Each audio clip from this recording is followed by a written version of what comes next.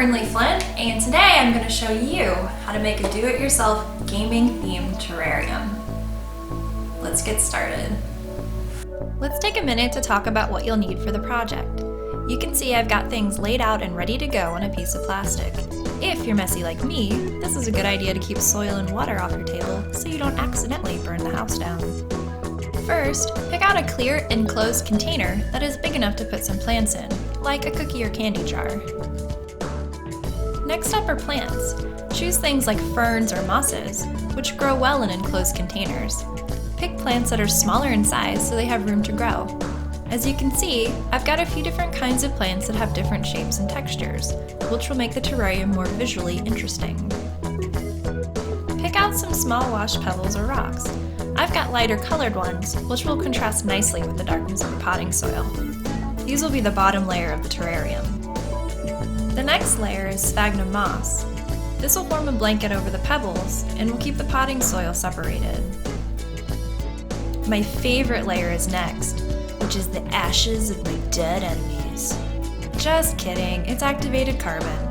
This will get sprinkled over the sphagnum moss. The last layer of the terrarium is potting soil. I recommend getting one that is designed for indoor use. It should be nice and fluffy, like a kitty, only dirtier. Now for the fun stuff to make your terrarium unique. I've got some polished river rocks and pine cones, which will go with the plants for good nature vibes. And lastly, the gaming element. There are so many gaming figurines out there, I'm sure you will find one to tickle your fancy. That's what the cool kids say, right? Anyways, I've got some Pokemon and Zelda figures to play with today. You'll notice I've also got some cups to use for water. Alright, that's all the materials you'll need. Now it's time to get our hands dirty. The first step is to wet up the sphagnum moss with some water.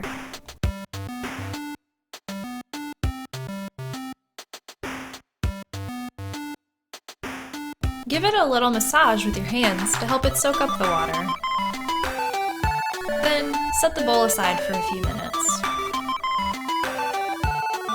Go ahead and take the lid off your container. Grab the pebbles and make a layer on the bottom. I don't recommend just dumping the pebbles in because they could potentially scratch the glass. The pebble layer should be at least an inch or so deep.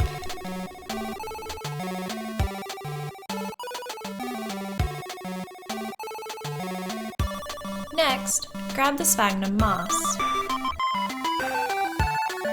Take a bit of the moss and squeeze out the excess water. Then, start to make a layer over the pebbles.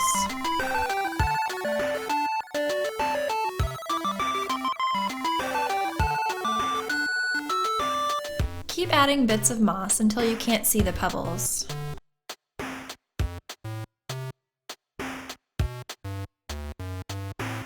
Then, I recommend drinking the leftover water for a healthy treat. Just kidding, don't do that. Please don't do that.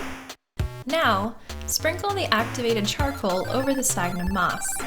This doesn't need to completely cover it. Pretend you're decorating a beautiful cupcake. If you need to feel tough, use it as eye black.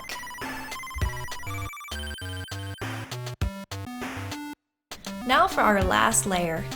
Potting soil can be pretty dry sometimes, and mine here is no exception.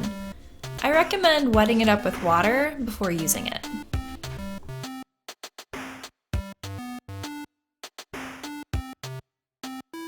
Don't be shy.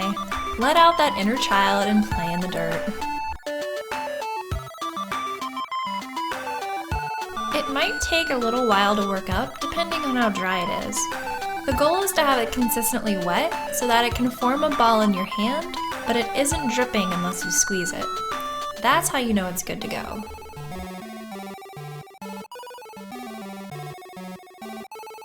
Then make a potting soil layer. You want it to be at least an inch deep so there's enough room for the plant roots.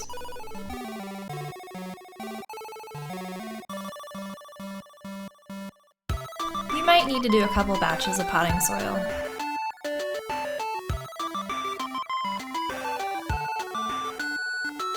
If you're not sure how deep the layer is, just make a small hole to double check. Like I said, you want it to be at least an inch or so deep.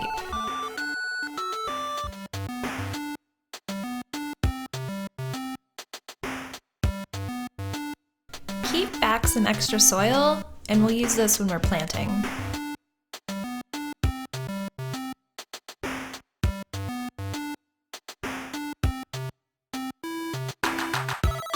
Now it's time to plant. Grab your plants and think about where you want them located. Pick a side for the front or the back. I'm going to put this moss in the back to use as a backdrop since it's larger and has a good texture. The ferns I'm going to put in the front since they're taller and the figures can go underneath them. To take the container off, gently squeeze the container and pull the plant out. Gently massage the root ball. This helps get the roots ready to grow in their new home.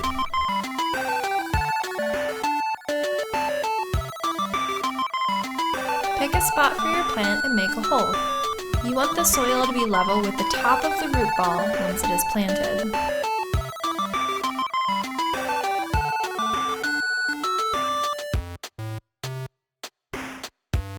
Rinse and repeat.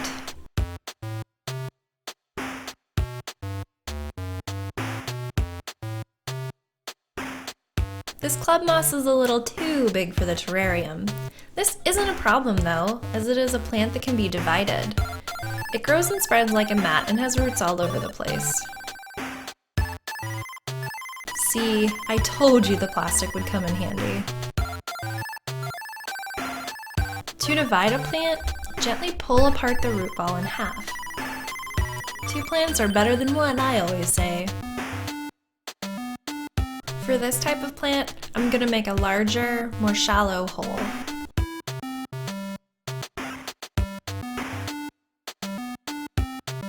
This plant can be a little tricky to make sure the roots are getting good contact with the soil.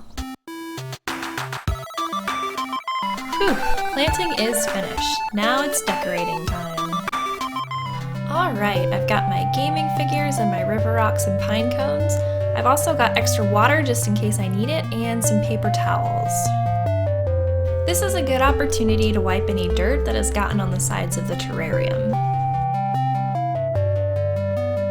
Squeaky clean.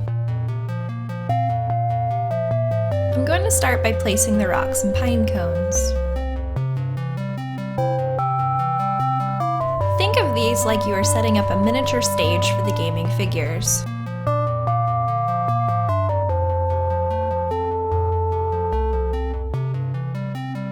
Now to give Pikachu and Bulbasaur a new home. Pikachu is in a jumping position, so I'm going to make it look like he's climbing the rock and peeking out behind the plants. Bulbasaur is just chilling, so he can hang out on a rock. I'm going to add some extra pine cones to fill in the front. Whoops. I attempted to fluff the plants so you could still see Pikachu's eyes, but it didn't really work out. And now our Pokemon terrarium is complete.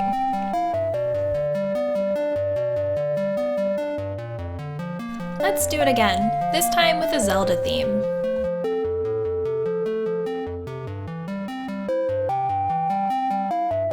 In the front, Link will be fighting a Bokoblin.